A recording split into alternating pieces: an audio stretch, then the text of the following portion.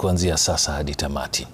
Shule za sekondari ya juu nchini zimeendelea na matayarisho kabla ya kuwapokea wanafunzi wanaojiunga na gredi ya 10 ya mtaala wa CBE kuanzia Jumatatu wiki ijayo. Baadhi ya shule zimekuwa kwenye matayarisho ya dakika za mwisho kukamilisha ujenzi wa madarasa. Hata hivyo, licha ya mkanganyiko wa nafasi za baadhi ya wanafunzi, walimu wana matumaini kuwa kila kitu kitakuwa tayari kwa wanafunzi, kama Emily Chebet anavyotuarifu. Kwa mara ya kwanza mwaka huu, shule za sekondari zitakuwa na wanafunzi mara mbili katika shule moja. Wanafunzi wa kidato cha 3 na 4 ambao wanatamatisha mfumo wa zamani wa 844 na wenzao wa mfumo wa CBE ambao wanatarajiwa kujiunga na shule hizo Jumatatu ijayo. Shule mbalimbali katika kaunti ya Nyamira ziko kwenye kipindi cha maandalizi, ujenzi wa madarasa, vyoo na mabweni ukiendelea. Essentially there are things we've had to put in place in preparation for these new learners, which cuts across infrastructure, which includes dormitories. We've had to have some facilities in the dormitories and then add 1 or 2 new dorms.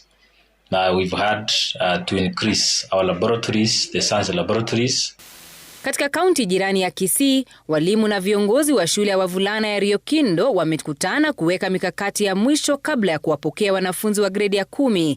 Shule za Kereri na Cardinal Otunga pia zimeonekana kujipanga. Preparations to find out how grade 10 preparations are, and if possible they can commission a few programs here and there, so that the grade 10 as they come, they will find it very comfortable to be in this school.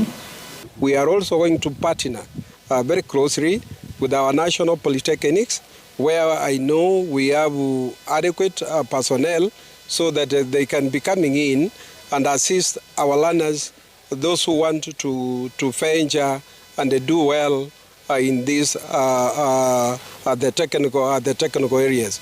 Naibu mwalimu mkuu katika shule ya wasichana ya Kwale amewataka walimu ambao wamesomea masomo mapya katika mtaala huu kujitokeza ili kuwasaidia wanafunzi hao, akiongeza kuwa shule hiyo iko tayari kuwafungulia milango wanafunzi wa gredi ya 10. Hizi pathways zina masomo mengi ambayo pale awali hayakufunzwa, kama kuna yale ya metal work, woodwork, masonry na mengineyo.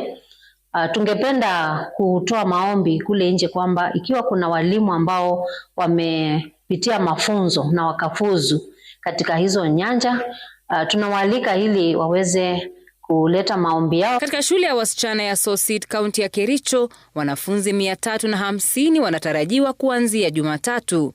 The rooms are enough for the grade 10 learners. We have enough teachers. We have enough facilities.